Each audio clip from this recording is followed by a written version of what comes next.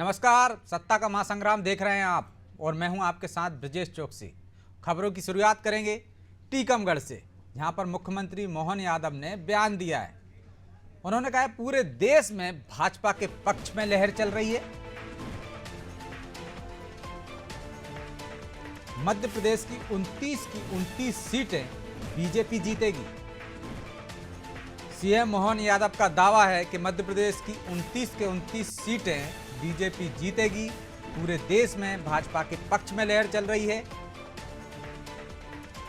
अभी मध्य प्रदेश में 29 सीटों में से 28 सीटें बीजेपी के पास हैं। एक सीट छिंदवाड़ा कांग्रेस के पास है। सीएम दावा कर रहे हैं कि इस बार 29 सीटें बीजेपी जीत जाएगी, यानी छिंदवाड़ा में भी कमल खिलेगा।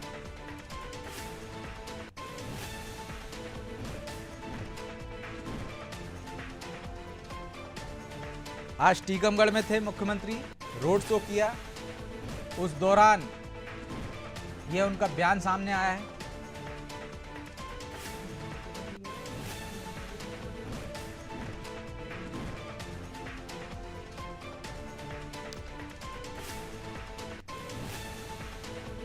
मुख्यमंत्री डॉक्टर मोहन यादव चुनाव प्रचार अभियान पर निकले हैं। छिंदवाड़ा में आज जिस तरह से बीजेपी ने पूरी ताकत लगाई थी, मुख्यमंत्री ने दावा किया है कि इस बार 29 सीटें जीतेंगे। एकमात्र छिंदवाड़ा की जो सीट थी कांग्रेस के पास, वो भी इस बार बीजेपी छीन लेगी।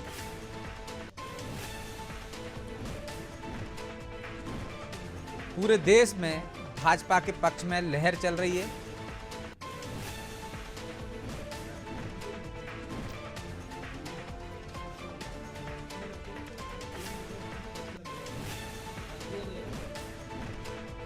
टीकमगढ़ में आज मुख्यमंत्री का अंदाज भी जरा निराला आया सामने। वो रथ पर सवार थे, इसके बाद गर्मी जिस तरह से तेज है, उतरे, एक गन्ने की चरखी पर पहुंचे और वहां पर गन्ने का जूस पिया, पैसे भी खुद दिए। चलिए सुनवाते हैं टीकमगढ़ में मुख्यमंत्री ने क्या कुछ कहा है। इसी समय माननीय यशस्वी प्रधानमंत्री दमोह में अपनी सभा कर रहे हैं और हमने निर्णय किया कि हमको टीकमगढ़ जाना चाहिए। दोनों स्थान हमारे हैं। यशस्वी प्रधानमंत्री ने आशीर्वाद दिया है। उन्होंने कहा मेरी राम राम बोलना तटीकमगढ़ वालों को, निश्चित रूप से पूरे प्रदेश में मध्य प्रदेश में यशस्वी प्रधानमंत्री के नेतृत्व और अभी तक के जो रुझान आए हैं 50% से ज्यादा वोटिंग हो चुका है।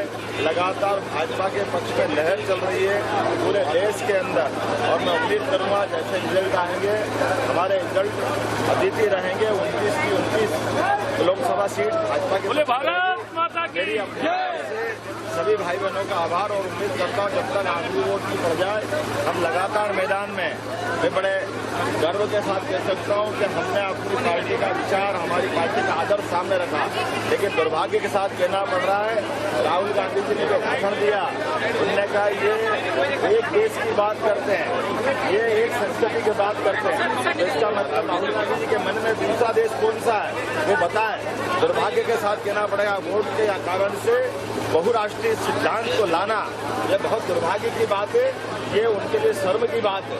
और कांग्रेस के ऐसे तत्व का जैसे इंदौर में हिंदू मुसलमान को लड़ा लड़ा करके राम मंदिर का विषय बनाया था।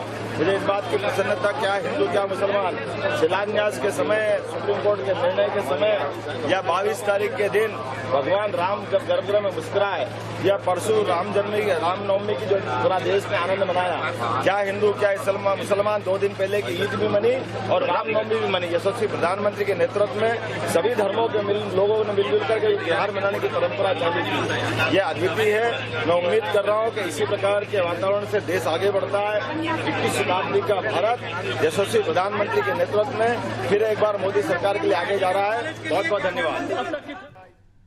तो चलिए इसी पर चर्चा के लिए हमारे साथ जुड़ गए हैं राजपाल सिसोदिया हैं, बीजेपी प्रवक्ता आनंद जैन हैं, कांग्रेस प्रवक्ता अशोक शुक्ला, वरिष्ठ पत्रकार, और हमारे सहयोगी मनोज वर्मा। आप सभी का बहुत बहुत स्वागत है।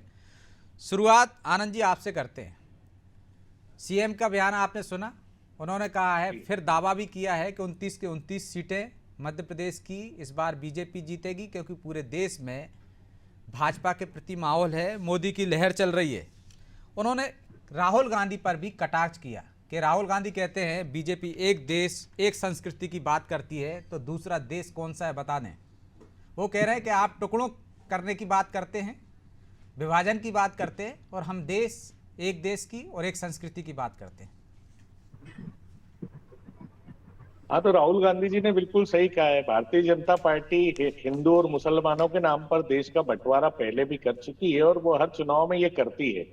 तो कांग्रेस ने तो कभी सर्व धर्म सर्व संप्रदाय और सभी व्यक्तियों की बात करती है। तो ये तो हकीकत है। आप तो इनको पहले क्या भी जो है बंटवारा कर चुकी है उससे क्या मतलब? पहले जो बंटवारा हुआ था वो बीजेपी ने कर दिया। नहीं, 10 सालों से जो ये बंटवारा कर रहे हैं भगवान राम के मंदिर के नाम पे, अल्पसंख्यकों को जो परेशान कर रहे हैं, अल्पसंख्यकों को जो दबा रहे हैं, ये पूरा देश जानता है। तो ये बंटवारे की राजनीति करके ही भारतीय जनता पार्टी सत्ता तक पहुंची है, वोटों का ध्रुवीकरण करके। तो ये तो भारतीय जनता पार्टी की रणनीति। ये बोलते कुछ है और जो एक्ट में आता है वो करते कुछ और है। तो ये भारतीय जनता पार्टी के चाल चरित्र चेहरा है, वो हमेशा से करते आए हैं। और इनको राहुल गांधी की बात को बोले बिना इनको नींद नहीं आती है सर, क्योंकि ये इनको भारतीय जनता पार्टी को राहुल गांधी जी हो या दिग्विजय सिंह जी हो, सपने में भी ये दोनों ही लोग दिखते हैं। मुझे नहीं समझ में आता कि ये क्या है। आप अपना काम कीजिए, हम अपना काम कर रहे हैं। आप राहुल गांधी जी पे कटाक्ष क्यों करते हैं? आपको क्या फायदा हुआ उससे? वो तो विरोधियों पे सब करते हैं, आप भी करते हो मोदी पे, तो वो भी करते हैं राहुल गांधी पे। नहीं, राहुल गांधी पे एक देश और हिंदू और मुसलमानों की बात करते हैं। इनने काम क्या किया वो नहीं बताते हैं। राहुल गांधी ने इतनी स्कीमों में इतनी राय भारतीय जनता पार्टी को, चाहे कोरोना के समय हो, चाहे जीएसटी के समय हो, चाहे नोटबंदी के समय हो, चाहे काले कानून के संबंध में हो, वो इन्होंने नहीं सुनी। पर अगर इन्होंने, बीजेपी ने अगर वन नेशन की बात करी है, तो वन नेशन का जो मीनिंग है वो कांग्रेस को मालूम है कि वो वन नेशन क्या बोलना चाह रहे हैं। मतलब हिंदू राष्ट्र की बात करने वाले हैं, तो वो तो हमको बोलना पड़ेगा, क्योंकि ये सर्वधर्म संप्रदाय के हर आदमी की, हर व्यक्ति का देश है और राष्ट्र है। और वो पहले से है। ये बीजेपी बार बार इसको बोल के क्या बताना चाहती है हमारे नहीं समझ में आता। ठीक है, और वो 29 सीटें जीतने का दावा कर रहे हैं, उस पर भी कुछ कह दीजिए। देखिए, वो तो 543 सीटें ही जीत रहे हैं। उनने तो सरकार ही बना ली। 543 की नहीं की। नहीं, अभी तो इतने मैंने पे तो क्या लड़ भी बोला नहीं रही है सर? बीजेपी। नहीं, हाँ बराबर है। अच्छा हुआ आपने बोल दिया। 252 या 255 सीटों पे बीजेपी लड़ रही है और इंडिया की बात 400 पार की कर रहे हैं। तो ये तो उनको क्या है, भारतीय जनता पार्टी के जो कार्यकर्ता हैं उनको मनोवैज्ञानिक ऊर्जा देने के लिए नेतृत्व का काम होता है, और वो हमेशा से झूठ बोल के करते हैं, 400 पार की बात करते हैं, जबकि उन्हें मालूम है हकीकत कि हम कहाँ खड़े हैं।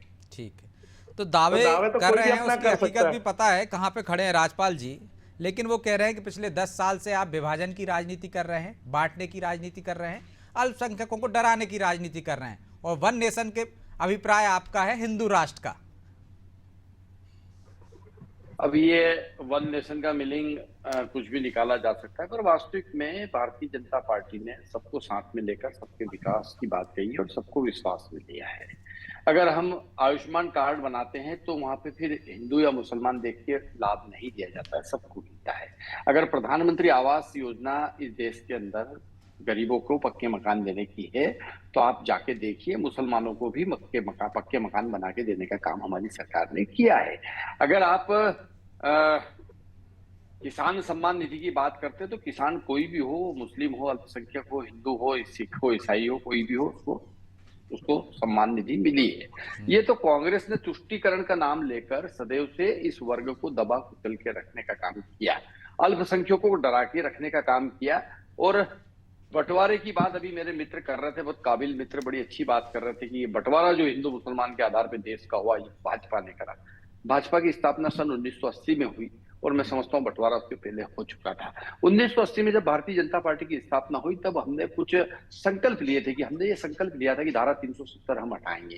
सरकार में आए, हमने हटाने का काम किया। राम मंदिर की बात हमने कही थी कि राम मंदिर हम बनाएंगे, सरकार में आए, हमने बनाया। हम भारत माँ के सब लाल है, तो भेदभाव का कहाँ सवाल है। तो हमने उस समय ये बात कही थी कि समान नागरिक संहिता लेके आएंगे। तो 2024 का भी हमने जो हमारा संकल्प पत्र दिया है, उस संकल्प पत्र में समान नागरिक संहिता यूसीसी लागू करने की बात हमने कही, वो हम करेंगे। तो हमने जो कहा वो करा। तो इससे हमारा एक चरित्र सामने आया जनता के बीच में, और वो आया कि कथनी और करने में अंतर नहीं है। और जब कथनी और करनी में किसी राजनीतिक दल का अंतर नहीं पाया जाता है तो जनता उस राजनीतिक दल पर विश्वास करती है, और वो विश्वास हमने जनता का अर्जित किया, जिसका उदाहरण है कि हमारे देश के अधिकांश राज्यों में आज सरकारें हैं, राज्य सरकारें, और केंद्र में भी हम सरकार में। और उसमें और सोने में सुहागा ये हुआ कि हमको मोदी जी जैसा करिश्माई एक सशक्त नेतृत्व मिला इस देश को। तो वो प्रधानमंत्री के रूप में जब पिछले 10 साल से इस देश के अंदर आए तो उन्होंने जो काम करने का काम किया और जिस दृढ़ता से वो देश के साथ खड़े रहे, एक गारंटी पैदा करने का काम हमारी सरकार ने किया मोदी जी के नेतृत्व में। मोदी की गारंटी, ये एक शब्द आया देश में, और मोदी ने फिर एक समाज को ज्ञान देने का काम किया। ज्ञान, जी मतलब गरीबों का उत्थान, वाय युवाओं का उत्थान, ए अन्नदाताओं का उत्थान, और एन से नारी शक्ति का सम्मान। तो ये समाज को हमने जाति पाति से ऊपर उठ के इस ज्ञान के अंतर्गत इन 4 वर्गों में बांटने का काम किया है। गरीब, युवा, अन्नदाता और महिला वर्ग। इनके उत्थान के लिए, इनको पुनर्स्थापित करने के लिए, इनको समाज में सशक्त करने के लिए, इनके सशक्तिकरण के लिए हमारी सरकार कृत संकल्पित है, और हम उस दिशा में आगे बढ़ रहे हैं।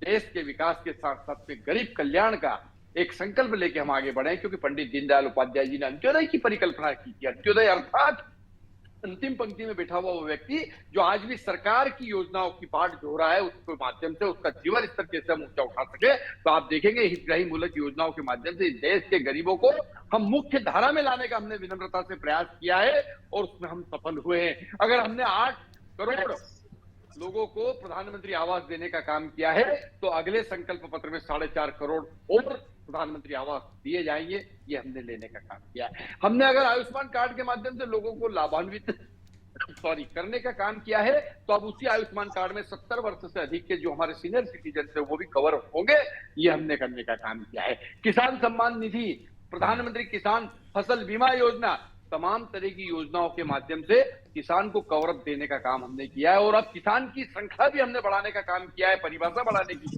बात कही है 2024 के संकल्प पत्र में। जो मछली पालन करने वाले हमारे मछुआरे बंधु है, पशुपालन करने वाले हमारे बंधु है, इनको भी अब किसान की श्रेणी में लेकर इनको भी किसान सम्मान निधि का लाभ मिलेगा, इनको भी फसल बीमा योजना का लाभ मिलेगा। मछली पालन जोखिम का काम है, वो भी बीमे में कैसे कवर हो, ये योजना भी इसमें लागू होगी। ये सब भी हमने इस नए संकल्प पत्र में किया है, समाज के सभी वर्गों को विश्वास में लेकर। और चलिए, मैं आनंद जी से एक छोटा सा जवाब ले लेता हूं राजपाल जी, फिर अन्य मेहमानों के पास जाऊंगा। मेरा प्रश्न ये है आनंद जी, उन्होंने कहा है कि योजनाएं गिनाई, आयुष्मान योजना से लेके किसान सम्मान निधि से लेके प्रधानमंत्री आवास तक, कहां आपको भेदभाव दिख रहा है? और उन्होंने ये कहा कि बीजेपी का तो गठन भी नहीं हुआ था, तब देश धर्म के आधार पर बंटवारा हो गया। आप तुष्टीकरण की राजनीति करते हैं, अल्पसंख्यकों को खासकर मुसलमानों को डराते हैं ताकि आपका वोट बैंक बना रहे।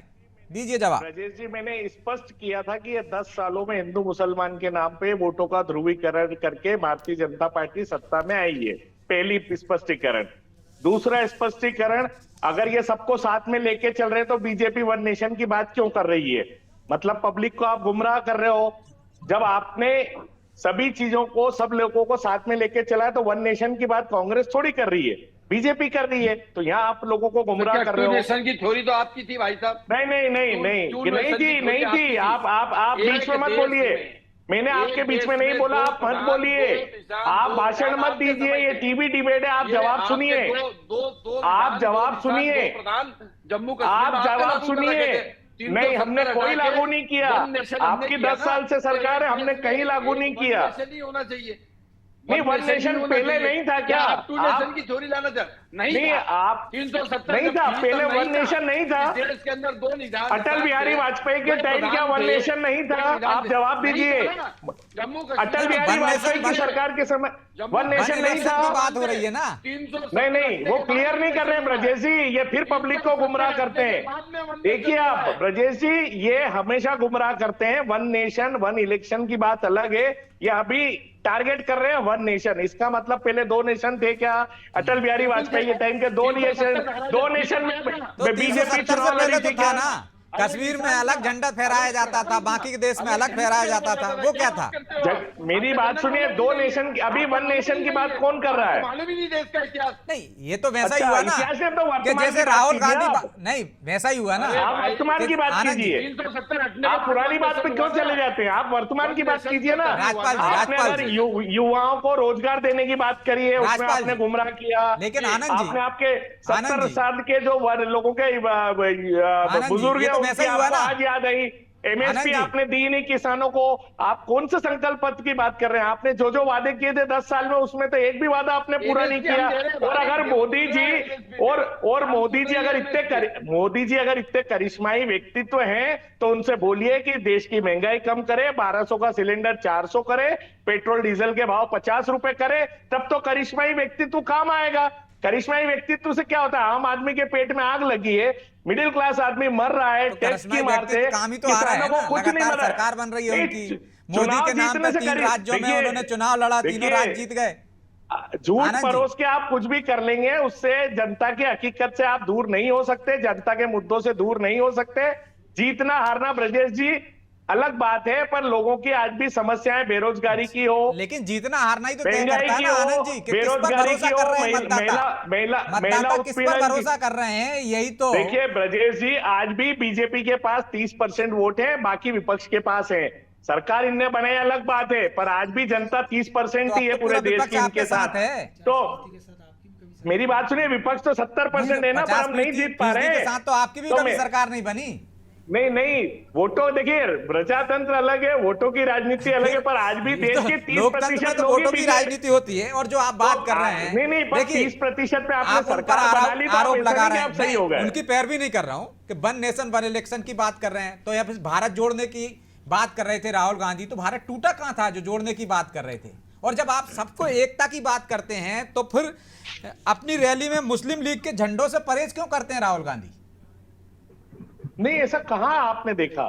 भारत जोड़ने का हमारी एक स्कीम वायनाड थी। में देखा, अरे अभी देखा। हमारी स्कीम, मेरी बात सुनिए, राहुल गांधी जी का एक विजन था कि लोगों के साथ जुड़े, तो हमने नाम दिया भारत जोड़ो यात्रा। तो उसमें भारत टूटा कहाँ? ये सब परसेप्शन तो बीजेपी गुमराह करती है बातों को लेके। अरे भाई, मैं अगर पूरे देश को जोड़ने तो के आप लिए भी तो कह रहे हैं वन नेशन वन इलेक्शन की बात कर रहे हैं, तो आप कह रहे हैं कि हिंदू राष्ट्र की बात कर रहे हैं, छुपा हुआ एजेंडा है उसमें। पहले के मुद्दे तो आप पूरे कीजिए। कर तो रहे हैं। बेरोजगारी दूर कीजिए, 370 महंगाई कहाँ दूर करी? राम मंदिर, अरे बड़े मुद्दे 370 थे ना उनके। से ब्रजेश जी, पेट की आग नहीं बुझती है, पेट की आग बुझेगी उसके लिए ये दे तो इसके रहे हैं सिलेंडर मुफ्त के में प्राइस अनाज। कम होने से, अनाजों पे जो जीएसटी लगाई है उससे, आटे पे अरे अनाज जीएसटी, पे क्या दाल पे GST है जीएसटी। भाई आप हंसे मत, आप जनता के बीच जाइए, आपको समझ में आएगा कि उनकी महंगाई, उनको कितनी परेशानी है। भाई दाल आटे पे जीएसटी नहीं है, पेकिंग आटे पे जीएसटी नहीं है, जानकारी लीजिए सर आप, या तो आपको अनाज और- जानकारी नहीं है। अनाज और आटे में अंतर है भाई। अरे आटे पे नहीं है, मंडी टैक्स नहीं लगता है अनाज पे, जाके पता करिए वो सर, GST आपको जानकारी नहीं है। अरे मैं तो किसान हूँ भाई। अरे टैक्स है ना, मैं खुद टैक्स बेचता है हूँ, ना। गेहूं तोल के आया और समर्थन मूल्य पे। लेकिन नहीं, गरीबी टैक्स है कि तो नहीं? गरीबी तो शुरू से ही मुद्दा रही है ना आनंद जी। इंदिरा तो गांधी ने गरीब तो 80 में था कहा था इसी- कि गरीबी हटाओ। पिछले 10 साल में जब कांग्रेस की सरकार थी, करोड़ों लोग महंगाई, गरीबी से ऊपर आई थी कांग्रेस सरकार के टाइम, और अभी बीजेपी सरकार में वापस वहीं जाके खड़ी हो गई है, गरीबी रेखा के नीचे। उसका एक प्रमाण मैं दे रहा हूं। 80 करोड़ लोगों को अगर मोदी जी को राशन देना पड़ रहा है, बीजेपी को राशन देना पड़ रहा है, 80 करोड़ लोग आज भी देश में भूखे हैं, इसका मतलब आपने 10 साल में कुछ नहीं किया। तो आनंद सिर्फ जी, आपकी वोटों की सरकार बनेगी राजनीति तो ये राशन बंद कर दोगे क्या? करोड़ फर्जी आंकड़े के साथ जो आनंद अगर जी- आपने अनाज बांटा है और वोट लिए हैं, तो देश का विकास नहीं हुआ है। इसमें देश का विकास नहीं हुआ है। अगर देश का विकास हुआ होता तो 80 करोड़ लोगों को आपको अनाज नहीं देना पड़ता। मनोज जी ने सवाल किया है कि यदि आपकी सरकार आएगी तो बंद कर देंगे क्या ये योजना? हाँ, बिल्कुल बंद कर देंगे। हम लोगों को स्वावलंबी बनाना चाहते हैं। हमने हमारे घोषणा पत्र में देखिए आप, रोजगारों को हमने 1 लाख रुपया फर्स्ट ईयर में देने की बात करी है, महिलाओं को आत्म स्वावलंबी बनाने की बात की है। तो हमारी योजना है, हमने 25 लाख रुपए तक की बीमा योजना दी है, किसानों को बीमा योजना दी है। हम देश को स्वावलंबी पहले भी बनाया, हरित ठीक। क्रांति हो, तो दूध अशोक जी, क्रांति। क्या कांग्रेस के इन वादों पर जनता यकीन कर रही है? जिस तरह से वादे किए हैं, न्याय पत्र निकाला है, क्या आपको लगता है कि वैसा माहौल दिख रहा है जनता के बीच में, कांग्रेस अपनी बात पहुंचा पाई है और उस पर भरोसा दिख रहा है आपको? अशोक जी। हाँ, नहीं देखिए, चुनाव में दोनों पार्टियां जो हैं अपने अपने मुद्दों को लेकर जनता के बीच में जा रही हैं। जहां मोदी जी अपनी गारंटी की बात करते हैं तो देखना ये है कि जनता भरोसा किसकी बात पे करती है। अगर 2014 में हम देखें कि क्या स्थिति थी, मोदी जी एक नए चेहरे के तौर पर आए थे देश के भीतर और लोगों ने उनके जबरदस्त भरोसा किया था।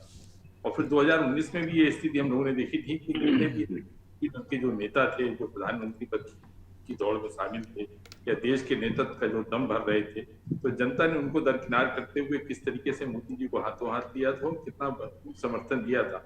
तो अभी भी मुझे लगता है कि देश में जो मोदी जी की लोकप्रियता है वो शिखर पर है, पहले पायदान पर है और अभी उनका कोई नेता मुकाबला करता हुआ नहीं दिखता। तो जाहिर है कि जब कोई नेता लोकप्रिय है तो निश्चित तौर पर कुछ ना कुछ जनता उस पर ट्रस्ट तो करती हो। और जैसा अभी दोनों दल के लोग कह भी रहे हैं कि 80 करोड़ जनता को, हालांकि उसके वो दूसरे कारण बताते हैं।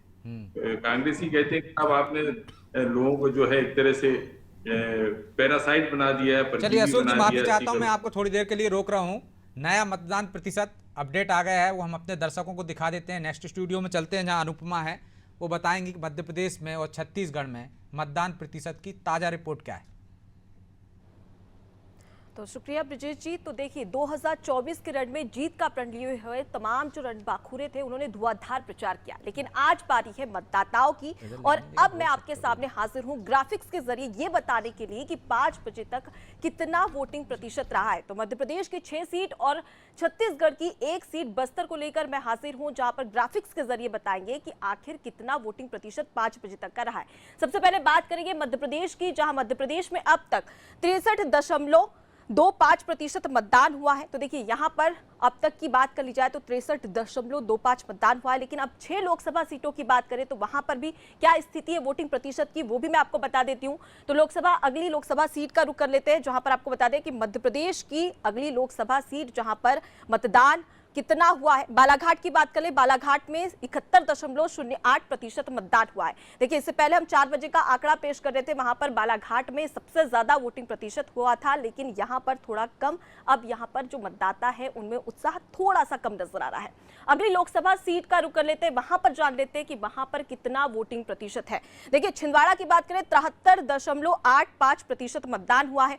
छिंदवाड़ा वो लोकसभा सीट जहां पर लगातार प्रचार प्रसार किया गया था, धुआंधार प्रचार प्रसार, उतना ही उत्साह अब मतदाताओं में भी नजर आ रहा है, जहां 6 सीटों में सबसे ज्यादा छिंदवाड़ा में अब तक का वोटिंग प्रतिशत आया है। यानी कि बालाघाट को पीछे पछाड़कर छिंदवाड़ा की जनता यहां पर मतदान कर रही है। अगली लोकसभा सीट का रुख कर लेते हैं, जान लेते हैं कि वहां पर कितना वोटिंग प्रतिशत है। देखिए जबलपुर की बात करें 56.74% मतदान यहां पर हुआ है। इसके आगे अगली लोकसभा सीट कौन सी है उसका भी बता देते हैं कि वहां पर वोटिंग प्रतिशत कितना रहा है। तो देखिए अगली लोकसभा सीट मंडला है, जहां पर 68.31% मतदान हुआ है। हालांकि थोड़ा कम है, लेकिन अभी भी थोड़ा इंतजार करना पड़ेगा। उसके बाद में ये गुंजाइश है कि आगे चल के वोटिंग प्रतिशत बढ़ सकता है। अगली लोकसभा सीट का रुख कर लेते हैं, जान लेते हैं कि वहां पर कितना वोटिंग प्रतिशत है। देखिए शहडोल अगली लोकसभा सीट, जहां पर 59.91% मतदान हुआ है। तो काफी अच्छा मतदान प्रतिशत है यहाँ पर, और ये गुंजाइश है कि आगे चल के कहीं ना कहीं जो तमाम मतदाता है वो धीरे धीरे यहाँ पर वोटिंग प्रतिशत में इजाफा कर सकते हैं। अगली लोकसभा सीट का रुख कर लेते हैं। अगली लोकसभा सीट है सीधी। देखिए सीधी में 51.24% मतदान, और 6 लोकसभा सीटों में सबसे कम मतदान जो हुआ है वो इस लोकसभा सीट पर हुआ है। ऐसे में सीधी की जनता से अपील है कि अपने घर से बाहर निकलिए और अपने मताधिकार का प्रयोग करिए। अब अगले ग्राफिक्स की ओर बढ़ लेते हैं, जहां पर जान लेते हैं कि वहां पर कितना वोटिंग प्रतिशत है। बात कर लेते हैं छत्तीसगढ़ की, जहां पहले चरण में सिर्फ 1 लोकसभा सीट जो कि बस्तर है, वहां पर वोटिंग प्रतिशत कितना रहा है। तो देखिए बस्तर की बात करें तो 63.41% यहां पर मतदान हुआ है, जो कि काफी काबिले तारीफ है। निर्वाचन आयोग की ओर से जिस प्रकार से मेहनत की गई मतदाताओं को जागरूक करने में, उसका असर यहां पर साफ तौर पर देखने को मिल रहा है। जी ब्रजेश जी, ओवर टू यू। धन्यवाद अनुपमा। तो आपने जाना कि किस तरह से मतदान प्रतिशत में लगातार बढ़ोतरी हो रही है, लेकिन मनोज जी हमने देखा कि पिछली बार की यदि तुलना करें तो अभी उतना मतदान प्रतिशत हुआ नहीं है। यदि छिंदवाड़ा की बात करें, ओवरऑल भी बात करें, अन्य मंडला की बात करें, जबलपुर की बात करें, कम है अभी। क्या आपको लगता है कि ये ऊपर जाएगा? जी निश्चित तौर पर देखिए, क्योंकि अभी लगभग 6 बजा है और ये 4 बजे का हमारे पास जो है डाटा है, 5 बजे तक वोटिंग होना है और उसके बाद भी हम देखते हैं जो पोलिंग बूथ में जो लोग रहते हैं। और दूसरी बात क्या है कि जो अभी जो गर्मी का जो मौसम है, क्योंकि मध्य प्रदेश के ज़्यादातर शहरों का जो तापमान है और जहाँ खासतौर से वोटिंग हो रही है 40 डिग्री के ऊपर बना हुआ है, तो ऐसे में या तो पहले हाफ में कि दोपहर 12 बजे के पहले हमने देखा था वोटिंग अच्छी खासी हुई थी, और अब 4 बजे के बाद तो मुझे लगता है जो आखिरी का जो घंटा है 4 से 5 के बीच जो पोलिंग हो गई है और उस समय जो पोलिंग के अंदर जो लोग होंगे, तो मुझे लगता है ये पिछली बार से आंकड़ा कहीं ज़्यादा हो सकता है, या कम से कम पिछली बार जितना तो रह ही सकता है। तो पिछली बार से ज़्यादा भी हो सकता है अशोक जी। लेकिन क्या आपको लगता है कि जो 5 न्याय और 25 गारंटी की बात राहुल गांधी कर रहे थे, उनका कुछ असर नज़र आ रहा है? वो उतनी मतदाताओं को प्रभावित कर पा रही हैं, या कांग्रेस उनको ले जा पाई है जनता के बीच में उतनी दमदारी से? अभी जो वोट का प्रतिशत अभी जो मध्य प्रदेश की 6 सीटों को जो आप दिखा रहे हैं, तो उसमें अगर छिंदवाड़ा को छोड़ दें आप तो कहीं तो बहुत ज्यादा उत्साहजनक है नहीं। और जो आदिवासी बहुत क्षेत्र हैं, खासतौर पे आपका शहडोल सीधी जो है, जहाँ पे जो ट्राइबल के वोट हैं वो निर्णायक मतदाता साबित होते हैं, वहां पे वोट का जो परसेंटेज कम है। तो ये कभी जो है आदिवासी समाज का जो मतदाता था वो कांग्रेस का एक ट्रेडिशनल वोटर माना जाता था, लेकिन उसने मोदी पे जिस तरह से भरोसा किया है और जिस तरह से शिफ्ट कर रहा है, और उससे मुझे लगता है कि अभी भारतीय जनता पार्टी जो है वो समाज के हर वर्ग में अपनी पैठ बनाने में कामयाब हुई है। उसकी जो भी गारंटी है या उसकी जो भी कल्याणकारी योजनाएं हैं, एक अभी ताजी योजना तो आपके 2023 के इलेक्शन में आई थी, जो लाडली बहना योजना आई थी, आप देखिए उसका कितना व्यापक असर जो है मतदाताओं पे देखने को मिला था, और जिसका एक बड़ा फायदा जो है भारतीय जनता पार्टी को मिला है। तो मुझे लगता है कि अभी जो कांग्रेस जो अपना मैनिफेस्टो लेकर आई है वो जनता के बीच में उस तरह से नहीं पहुंचा है जिस तरह से भारतीय जनता पार्टी की जो प्रधानमंत्री आवास योजना है या मुफ्त राशन की बात है, आयुष्मान योजना है। तो भारतीय जनता पार्टी जो अपनी 25 गारंटियां लेकर आई है वो पहले से थोड़ा सा स्टेब्लिश कर चुकी थी ये बात जनता के बीच में। तो चूंकि ये वो डिलीवर भी कर रही थी, इन योजनाओं का लाभ भी गरीब तबके के लोगों को मिल रहा था, सभी वर्ग के लोगों को मिल रहा था। तो अभी फिलहाल तो जो है जो भारतीय जनता पार्टी, चलिए तो कह सकते हैं कि अभी कांग्रेस पिछड़ी हुई दिख रही है अपने मुद्दों को जनता के बीच में ले जाने के लिए। लेकिन अब बड़ी खबर आ गई है, मतदान खत्म हो चुका है। लोकसभा के पहले चरण का मतदान खत्म हो चुका है। 21 राज्यों के 102 सीट पर मतदान हुआ है। 21 राज्यों की 102 सीट पर अब तक मतदान हुआ है। मध्य प्रदेश की 6 सीटों पर मतदान हुआ है। छत्तीसगढ़ की 1 सीट पर मतदान हुआ है। मध्य प्रदेश की सीडी शहडोल जबलपुर में मतदान हुआ। बालाघाट, मंडला, छिंदवाड़ा भी शामिल है। छत्तीसगढ़ की इकलौती सीट बस्तर पर पहले चरण में मतदान हुआ है।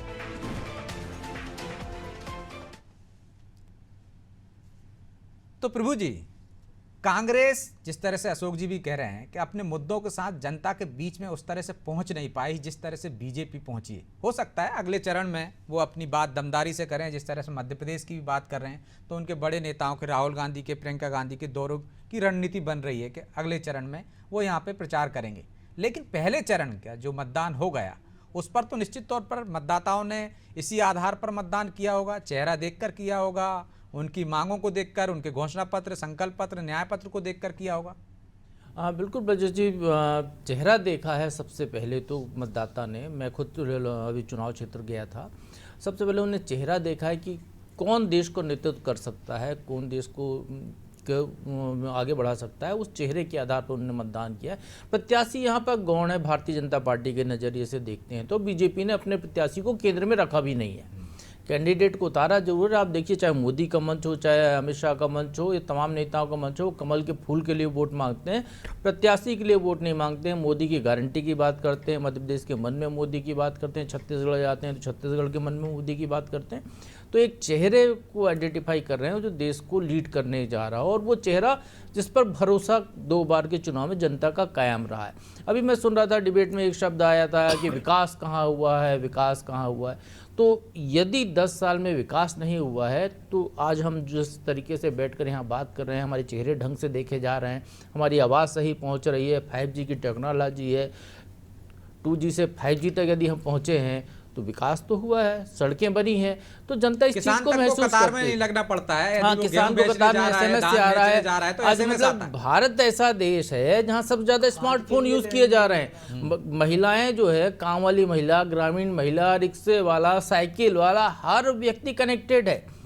आप जो है गरीब आदमी बायोमेट्रिक से अपना राशन ले रहा है, उसको जरूरत नहीं उसी दुकान पे जाने की जहां उसका राशन कार्ड बना है। वो देश के किसी भी हिस्से में जाकर कहीं पर भी है, वो मध्य प्रदेश का नागरिक, बालाघाट का हो चाहे मंडला का हो, यदि बेंगलोर में है तो बेंगलोर में अपने राशन कार्ड पे वो राशन ले रहा है अपने बायोमेट्रिक के जरिए। तो ये तरक्की हुई है इस देश में, निश्चित तौर पर हुई है विकास, और इसके पहले नहीं कि सिर्फ 10 साल में ही हुआ है। विकास सतत प्रक्रिया है, कांग्रेस के शासनकाल में भी हुआ था। तो विकास को नकारना बिल्कुल उचित नहीं है। विकास होता है, आप नकारते रहिए, जनता उसको स्वीकार करती है कि विकास हुआ है। जिस तरह से आप छिंदवाड़ा का विकास नकार नहीं सकते हो। बिल्कुल। हम यदि सड़कों की बात करते हैं तो 2003 के पहले की सड़क देख लीजिए और आज की सड़कें देख लीजिए। आज मध्य प्रदेश में कहीं पर भी सड़क मार्ग से जाने के लिए आपको जो है सोचने की जरूरत नहीं पड़ती है, आपको ये देखने की जरूरत नहीं पड़ती है कि इसका वैकल्पिक मार्ग कौन सा है। आप किसी भी सीधे रास्ते पर चले जाइए, आपको कोई गड्ढा नहीं मिलेगा, सड़कें मिलेगी, टोल देना पड़ेगा, ये जरूर है। निश्चित तौर पर ये तरक्की हुई है, तो ये विकास का भरोसा अलग लेकिन है। प्रभु जी, एक बात और आपने कही कि बीजेपी में चेहरा मोदी है, निशान कमल का निशान है, प्रत्याशी गौण है। क्या कांग्रेस में आपको लगता है कि हाथ का पंजा, राहुल गांधी निशान है, या वहां प्रत्याशी ज्यादा पावरफुल है? ये चीजें गौण हो गई, पार्टी और पार्टी का चेहरा। देखिए मनोज जी, ब्रजेश जी, सबसे बड़ी बात यह है कि जब आपका लीडर मजबूत है तो आपका निशान मजबूत है।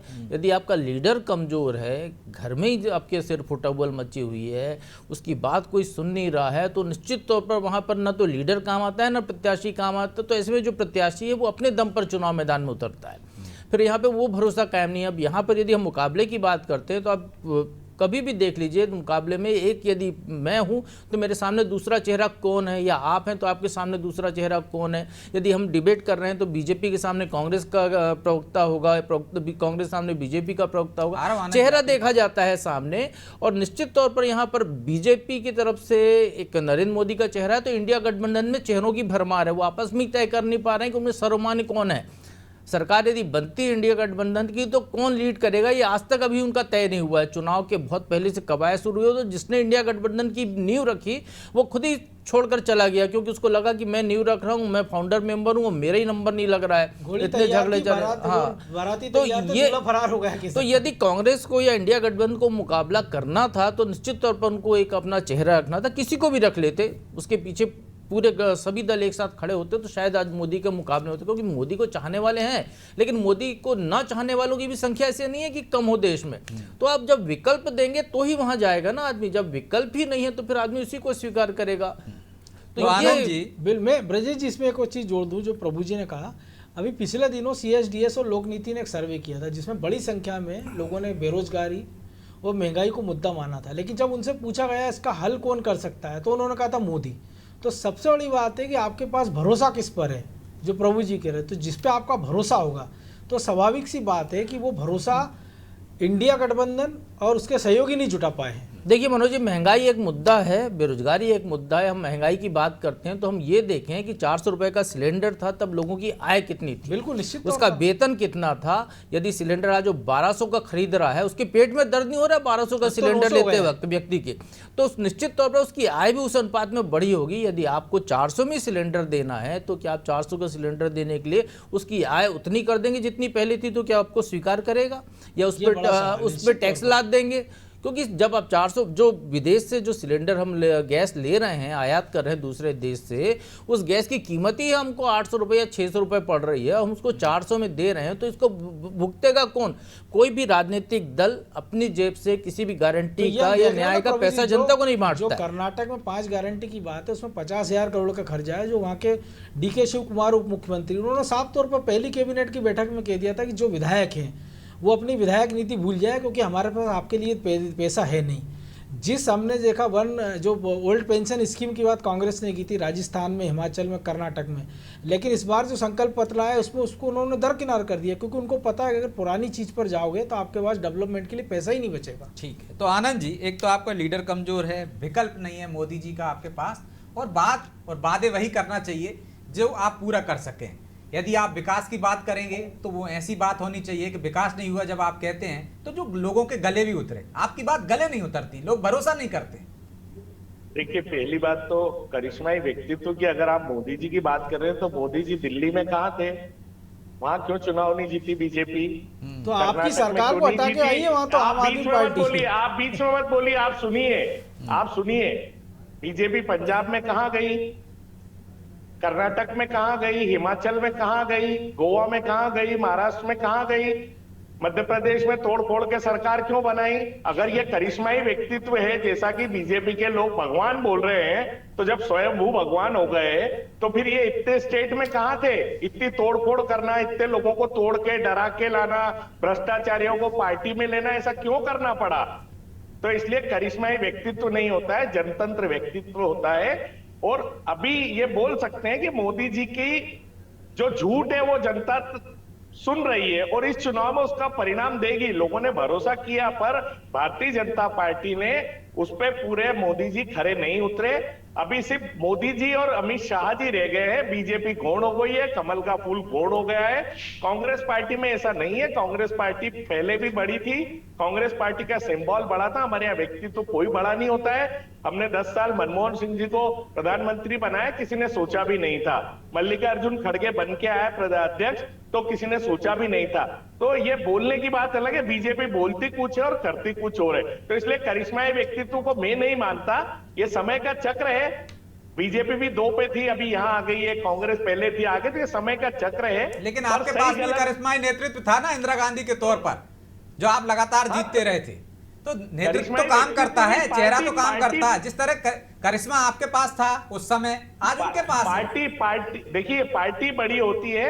पार्टी तो आपकी कितनी बार टूट गई थी, इंदिरा जी के दम पे आप जीतते रहे ना। लेकिन नहीं, पूरी कांग्रेस पार्टी 71 बार टूटी है, पर कांग्रेस ही रही है। 140 साल में 71 बार टूटी है, पर कांग्रेस ही रही है। और यहाँ मोदी जी के जाने के बाद बीजेपी का क्या असर होगा वो तो वो जाने। न तो इन्होंने एग्जिस्टिंग विधायक, एग्जिस्टिंग सांसद, एग्जिस्टिंग मंत्रियों का ही कोई अस्तित्व नहीं है, तो ये आगे क्या सरकार चलाएंगे और क्या देश चलाएंगे? लेकिन देश तो चला ही रहे ना 10 साल से पिछले, और मध्य प्रदेश में आप लगातार 20 साल होने वाले हैं उनको। हाँ, तो झूठ जितना चल रहा है, झूठ ज्यादा लंबा चलता नहीं है, ये सुना था, हम तो बचपन से पढ़ते आ रहे हैं। वो राजपाल सिसोदिया हंस रहे हैं कि वो 137 साल पुरानी पार्टी को कम करके बीजेपी ने जगह बना ली 40 साल में। 2018 में हमारी सरकार तोड़ी ना मध्य प्रदेश में, क्या जरूरत पड़ी थी आपको? लेकिन आनंद जी एक और सवाल उठाया था प्रभु जी ने, महाराष्ट्र में क्या किया, गोवा में क्या किया, कर्नाटक में क्या किया? तो अगर आप सभी अच्छे थे, राजपाल जी से जवाब ले लेते हैं, एक छोटा सा जवाब और दीजिए आप। राजपाल जी से इसका जवाब लेंगे।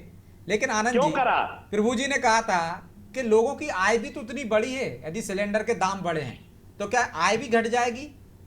आपकी सरकार में 400 में देंगे? कहां बढ़ी आय, कहां बढ़ी? अच्छा आनंद जी ये बता दीजिए, आनंद जी एक, हाँ आप इसी सवाल पे ये बता दीजिए, कांग्रेस ने कितने प्रदर्शन किए और कितनी जनता सड़क पर आई? 1200 मतलब कितना परसेंट हुआ? 300%।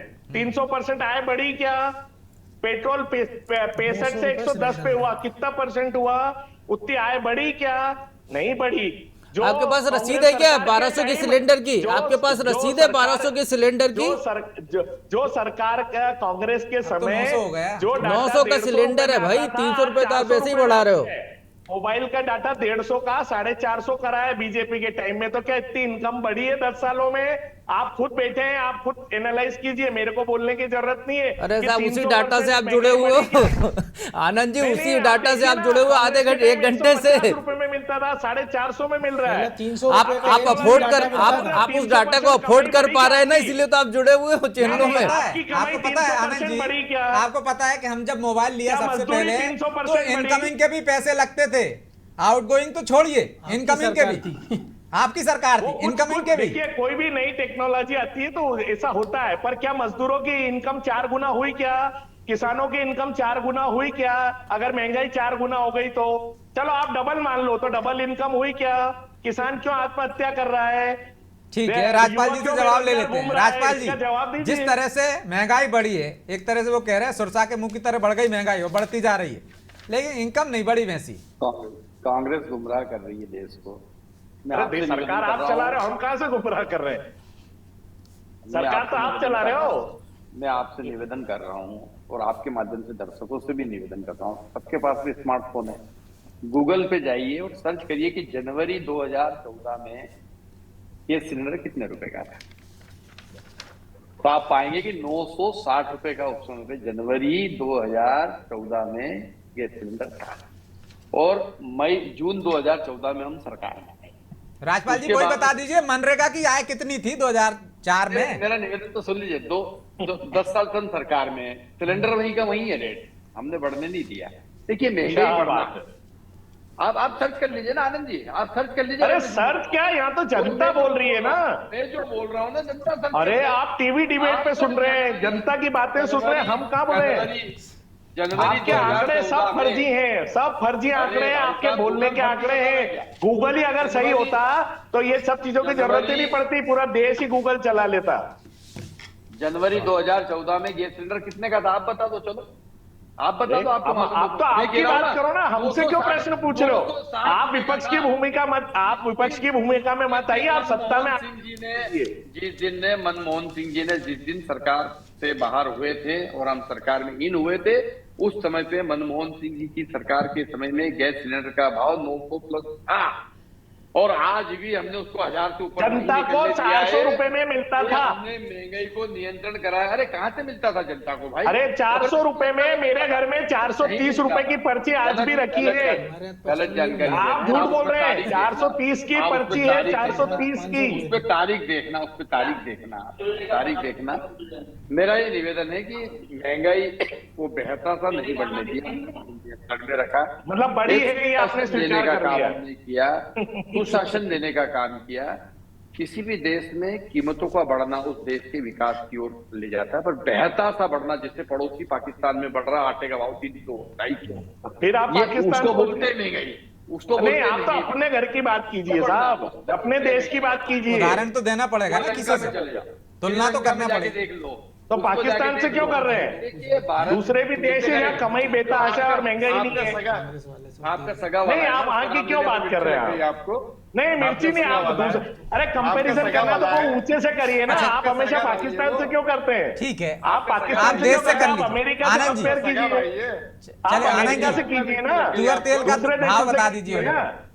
सगा भाई है आपका, इसलिए मिर्ची लग गई आपको। कांग्रेस क्यों पाकिस्तान? देखिए, ये आ गए आप अपने चरित्र, ये भारतीय जनता पार्टी का ये चरित्र है ये कि आप चरित्र नहीं मुद्दे है। को डाइवर्ट कर रहे हैं। आप चरित्र महंगाई का नहीं जवाब है। दीजिए। आपको महंगाई का ही जवाब दे रहा हूं मैं। हाँ, आप वो देश के जवाब अंदर दीजिए। कीमतों का बढ़ना उस देश के विकास को दोतक रहता है, पर बेहतर सा महंगाई ना बढ़े, महंगाई पे नियंत्रण में बढ़े। एक अनुपातिक तौर पर महंगाई का अनुपात जो है निकटतम देशों से लगाया जाता है।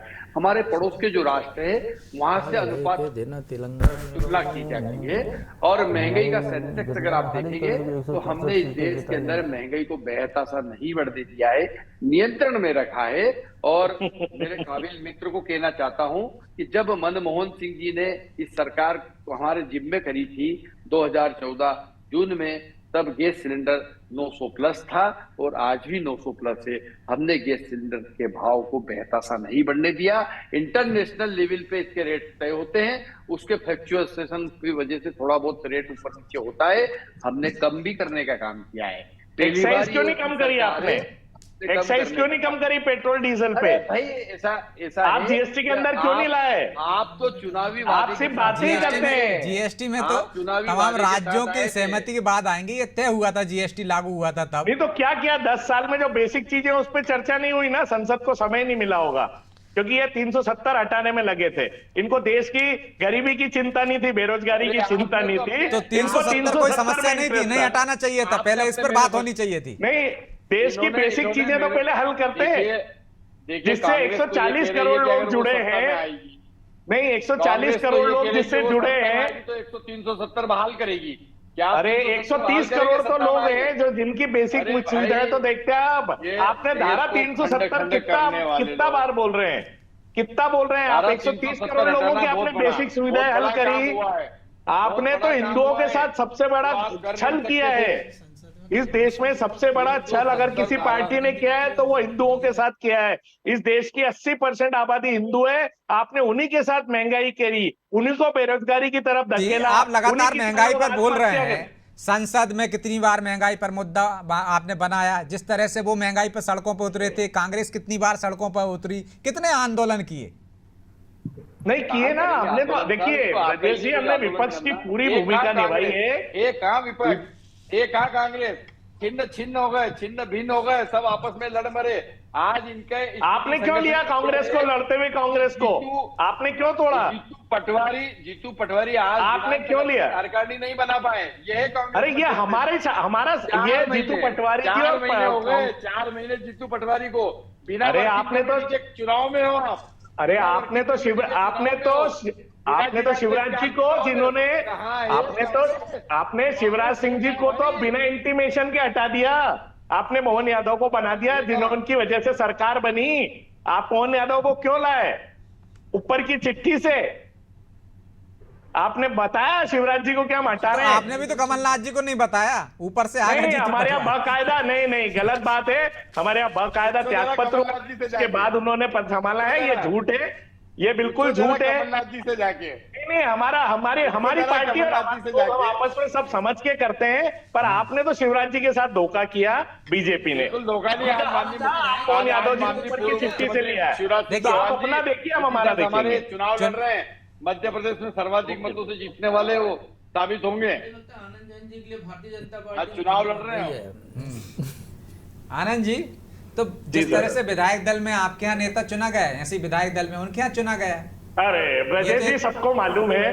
क्यों आप मेरे से सही आपको चीज भी मालूम है, हमको भी मालूम है, सबको किस तरह से चुना जाता है। कोई मीटिंग नहीं हुई है, सीधे घोषणा हुई है, ये सबको मालूम है। आप मीडिया से जुड़े, आपके पास अंदर की खबर है। चलिए अशोक जी, क्या महंगाई मुद्दा इस बार असरकार दिख रहा है आपको? जिस तरह से हमने उस पर 10 मिनट बहस कर ली, आनंद जी ने पुरजोर तरीके से उठा दी, क्या आपको लगता है जनता में अपील कर रहा है ये मुद्दा?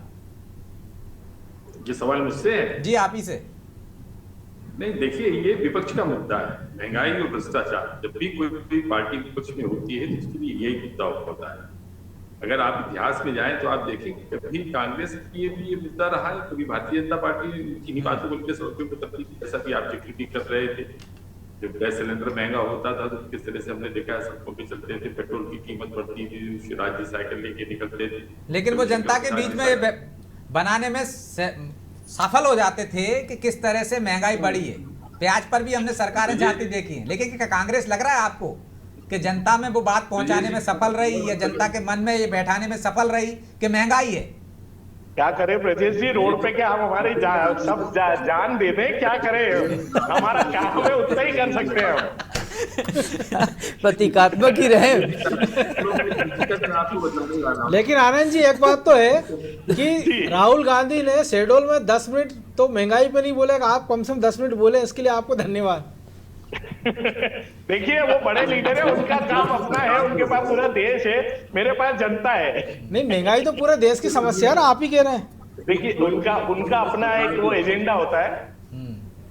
जी अशोक जी, कोई भी सरकार महंगाई कम नहीं करेगी, क्योंकि अगर चीजें सस्ती होंगी तो आदमी महंगा हो जाएगा, और तब आप उसे 1 रुपए किलो गेहूं, 2 रुपए किलो चावल में नहीं खरीद पाएंगे।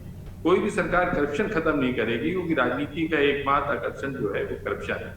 गरीबी भले मुद्दा हो, अगर गरीबी दूर करनी है तो देश की गरीब जनता को जो है मोदी जी को टिकट देना चाहिए, कांग्रेस को टिकट देना चाहिए, क्योंकि इस देश में गरीबी दूर करने का एक सीधा उपाय है कि नेता बन जाइए।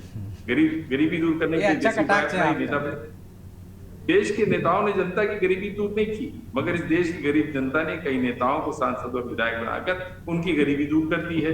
तो मुझे लगता है कि देश के अंदर जो समस्याएं हैं उनका समाधान भी नहीं नेताओं के पास में, जरूरत थोड़े से त्याग की है, जो ये लोग करते नहीं है। भाई, अगर आप देश की जनता की गरीबी दूर कर देंगे, इंडिपेंडेंट हो जाएगी, अपने तरीके से सोचने लगेगी, फिर आपकी जो खैराती योजनाएं हैं, कल्याणकारी योजनाएं हैं, उसको कैसे प्रभावित करेंगी? तो देश के लोगों को आप इस तरह से रखिए कि वो आप पे निर्भरता उनकी बनी रहे। फिर कोई गारंटी लेकर आएगा, कोई न्याय लेकर आएगा, और फिर जनता किसी के प्रलोभन में फंस जाएगी और 5 साल के लिए राजनीतिक गुलाम हो जाएगी। ये इस देश की कड़वी सच्चाई है, इसको सभी लोगों को स्वीकार करना चाहिए। लेकिन मनोज जी, गरीबी एक मुद्दा रहा है, चाहे इंदिरा गांधी ने नारा दिया हो गरीब हटाओ तो उनकी सरकार बन गई। अब गरीबों को केंद्रित करके प्रधानमंत्री नरेंद्र मोदी कह रहे हैं कि उनके लिए गरीब कौन है, उन्होंने बाकायदा उसकी वो परिभाषा गढ़ दी है। तो इस बार भी गरीबी एक तरह से मुद्दा है और यही मुद्दा मुझे लगता है बाकी सारे मुद्दों पर भारी पड़ता है। देखिए, जो आनंद जी ने कहा ना अभी हाल कि भले उन्होंने हंसते हुए कहा कि क्या जान दे दें, तो सबसे बड़ी बात है कि जिस चीज़ को उनकी लीडरशिप नहीं उठा पा रही है जोर शोर से, क्योंकि जो आप अडानी अंबानी की बात करते हैं, गरीब की बात आप करेंगे तो उसके लिए करना क्या है। जिन राज्यों में महंगाई है वहाँ कांग्रेस ने कितनी बार प्रदर्शन किया, आप इसी मध्य प्रदेश में देख लीजिए।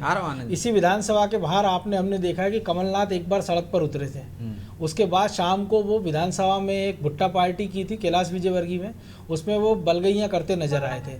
तो ऐसे प्रतीकात्मक आप जब विरोध करोगे, जब जनता के बीच आप जाओगे नहीं, आपका प्रतीकात्मक विरोध कैसे हो रहा है कि आपने मुख्यमंत्री निवास से चले, कमलनाथ के निवास से आपने कहा राजभवन तक जाएंगे, 1 किलोमीटर की दूरी आप तय नहीं कर रहे हैं, आपने कहा पीसीसी से रोशनपुरा तक जाएंगे। तो भोपाल दुनिया नहीं ना, आप मंडला डिंडोरी में क्यों नहीं प्रदर्शन कर रहे हैं, आप बालाघाट में क्यों नहीं करते हैं, आप देवास में, सोनगंज में, खाते गांव में, छोटी छोटी जगह पर आप क्यों नहीं प्रदर्शन करते हैं? क्योंकि महंगाई है ना उनके पास, 140 साल पुरानी पार्टी, ऐसा तो है नहीं उनके पास संसाधन नहीं है। आप एडीआर की रिपोर्ट देख लीजिए, बीजेपी कांग्रेस के सांसदों की मध्य प्रदेश में देख लीजिए आप, नकुल नाथ सबसे अमीर जो है प्रत्याशी कांग्रेस की ओर से, बीजेपी की तरफ से भी करोड़पति मिल जाएंगे आपको। तो ऐसा नहीं है पार्टी गरीब हो सकती, नेता तो अमीर है। तो कम से कम जो नेता, जो अशोक जी ने कहा है कि जिस गरीब जनता ने नेताओं को अमीर बनाया, वो अमीर आदमी, वो अमीर सांसद, अमीर विधायक अपनी कुछ जेब ढीली करके पार्टी के भला करें। अगर पार्टी रहेगी तो वो रहेंगे। चलिए आनंद जी दीजिए छोटा सा जवाब, क्योंकि समय नहीं है। देखिए, कांग्रेस ने समय समय पर ब्लॉक स्तर पर, प्रादेशिक स्तर पर भारत देश के अंदर हमेशा विरोध किया है। अब हमारी विडंबना ये है कि सारा मीडिया किसके पास है? मोदी जी के पास है। तो हमारे 1 घंटे से आपको समय दे रहे हैं, मीडिया मोदी जी के पास है। वाह, ये बात भी आप मीडिया में कह रहे हैं। वो दूरदर्शन की कह सकते हो आप, जो कभी आपके पास हुआ करता था। पूरी मीडिया को क्यों लपेट रहे हो? देखिए, आज पहले की राजनीति में और अभी की राजनीति में मोटा फर्क ये है कि जो मीडिया का रोल सबसे अहम हो गया है आज की तारीख में, इसको मानना पड़ेगा। जब तक मीडिया आपके साथ नहीं है, आपके तो आनंद जी मीडिया पे ही आप बोल रहे हैं, जो कुछ जनता के बीच में तो जा नहीं रहे। जितने भी आपके आंदोलन हैं, जितने भी बयान हैं, सब मीडिया ही पे। ब्रजेश जी, कांग्रेस मीडिया पे आश्रित है, इसीलिए जमीन से आउट हो गई है। बाकी आप जो ऑल इंडिया लेवल पे मीडिया है उनके बारे में आपको मालूम है ब्रजेश जी। ये आप लेकिन आप मीडिया के भरोसे ही रहे ना आनंद जी, इसलिए ऐसी हालत हो गई है। जनता के बीच में जाते तो ये हालत ही नहीं होती, मीडिया खुद आ जाता। कुछ कह रहे हैं राजपाल जी। देखिए, हमारा पूरा जब 1.5 महीने सरकार अभी विपक्ष में रही, कमलनाथ जी के नेतृत्व में हर ब्लॉक स्तर पे, प्रादेशिक स्तर पे, देश के स्तर पे हर बार हमने विरोध किया है। काला कानून अगर बीजेपी ने वापस लिया है तो राहुल गांधी जी ने जो विरोध किया था उसके कारण बीजेपी को वो काला कानून किसानों का वापस लेना पड़ा। कोरोना का हमने विरोध किया, उसकी वजह से देश को नुकसान हुआ। कोरोना का विरोध किया आपने, वैक्सीन का विरोध कर रहे थे, फिर लगवाते पाए गए, आपके फोटो वायरल हो गए। ब्रजेश जी करेक्शन कीजिए, जब ट्रंप आने वाले थे, जब राहुल गांधी ने बोला था इन्हें रोकिए, कोरोना देश में आ चुका है, जब लोग हंस रहे थे, उसके बाद की देश की स्थिति बिगड़ी है। आप उसको भुला नहीं सकते आप उस बातों को। ठीक है राजपाल जी, उस समय रोकते तो ये देश की स्थिति नहीं होती। ठीक है, तो आप कांग्रेस पार्टी को, राहुल गांधी को ये मत बोलिए कि हमने कोई विरोध नहीं किया है। हम हर जगह, हर समय और आज भी विपक्ष में पूरी ताकत के साथ खड़े। राहुल गांधी जी ऐसा नेतृत्व है जो 15-17 साल हारने के बाद भी पूरी ताकत के साथ कांग्रेस के साथ और जनता के लिए खड़े। छोटा सा कमेंट। आनंद जी ने आनंद कर दिया आज। अभी तक तो ये हम पे आरोप लगा रहे थे कि संवैधानिक संस्था है हमारी, अब मीडिया भी देश का हमारा हो गया। हमें मालूम ही नहीं था। अच्छा रहा आनंद जी, आपने हमें बताया कि देश का मीडिया हमारा मीडिया है। आनंद जी, मतलब कांग्रेस सब बोलते बोलते क्या बोलेगी उसे समझ में नहीं आ रहा है। नहीं, आप अपनी बात कीजिए, हम तो बोल चुके, आप अपनी बात कीजिए। मीडिया पे बोल के और मीडिया को ही, तो हम मीडिया का बोल रहे हैं ना, आप अपनी बात कीजिए ना, आप अपना स्पष्टीकरण दीजिए। हमें आपने आवाज कराया कि मीडिया हमारा है, इसके लिए आपका बहुत धन्यवाद। हाँ, चलिए बहरहाल आप सभी का बहुत बहुत धन्यवाद, क्योंकि समय की बाध्यता है, इसलिए चर्चा को यहीं विराम देंगे और छोटे से ब्रेक के बाद फिर सत्ता के महासंग्राम में हाजिर होंगे नई जानकारी के साथ, नए अपडेट के साथ। तब तक के लिए मुझे दीजिए इजाजत और आप देखते रहिए अनादि टीवी। नमस्कार।